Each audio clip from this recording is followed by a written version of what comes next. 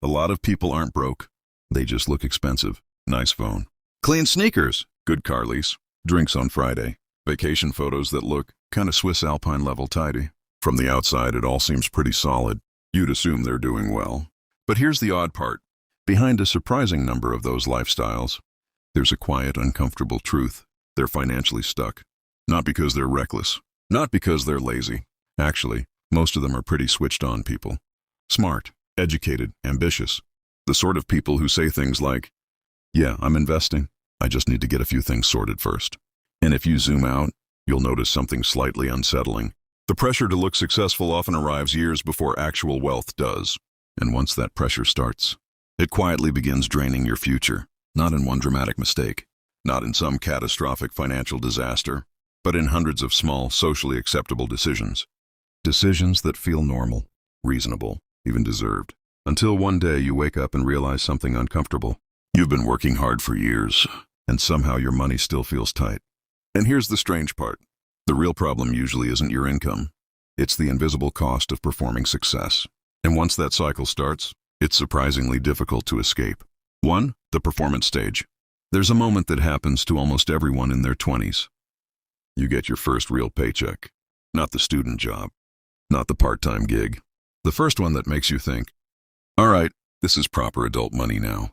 And naturally a quiet thought appears. Maybe it's time my life started looking a bit more put together. So the upgrades begin. Better clothes.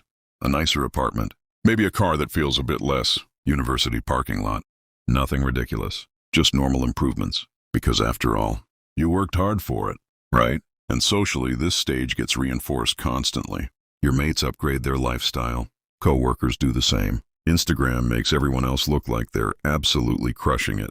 And slowly, almost without noticing, your spending begins to shift from function to presentation. You're no longer just living. You're signaling progress. And this is where things start getting a bit tricky. Because the human brain has a strange relationship with status. We're wired to notice where we stand relative to others. Even if we pretend we don't care. Even if we say, I'm not really into that flashy stuff. Your brain still registers it.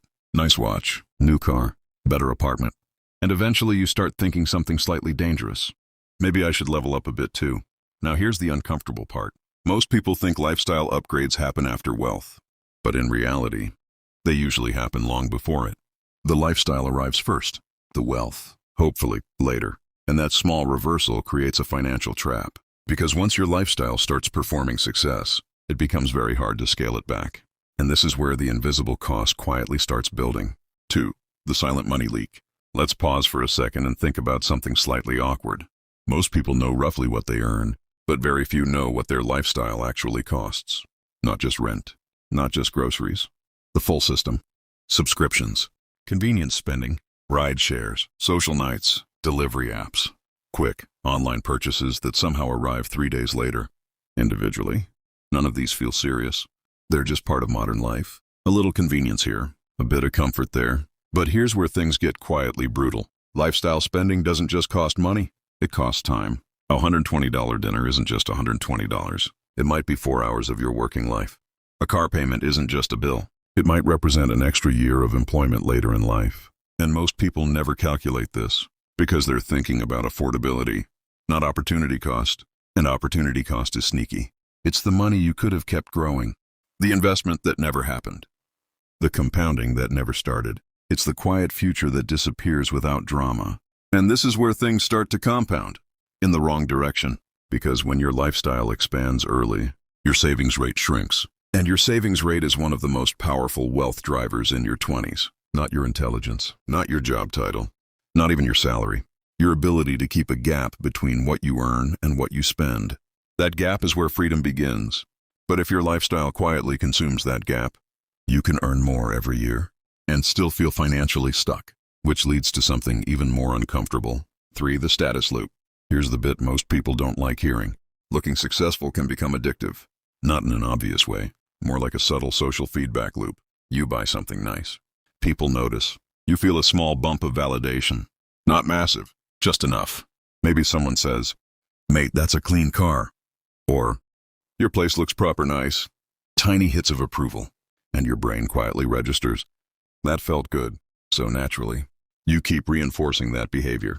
A nicer trip, better clothes, upgraded tech. None of it seems outrageous, but the baseline keeps moving. What felt premium last year now feels normal, and the cycle continues. The tricky part is that social status is relative, which means the finish line keeps shifting. There's always someone doing slightly better, slightly bigger apartment, slightly newer car, slightly more impressive lifestyle, and suddenly you realize something strange.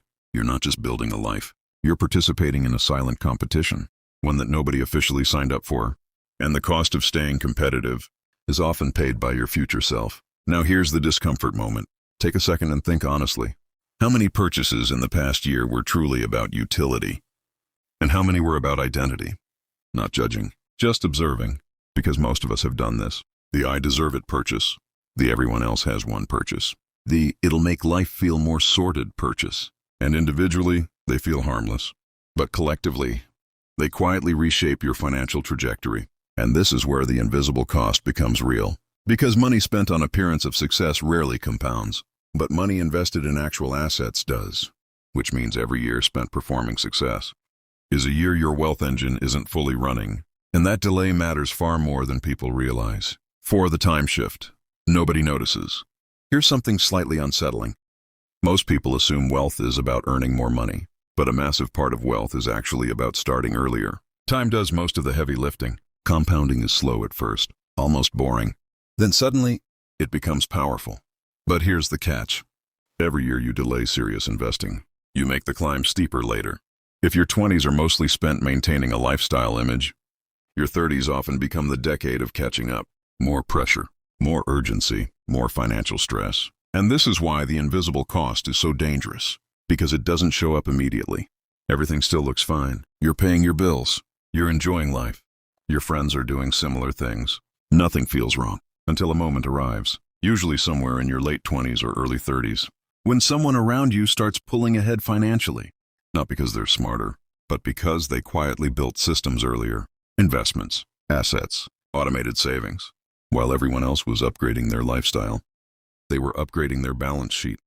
And suddenly the difference becomes noticeable. Not in a dramatic way, just small signals.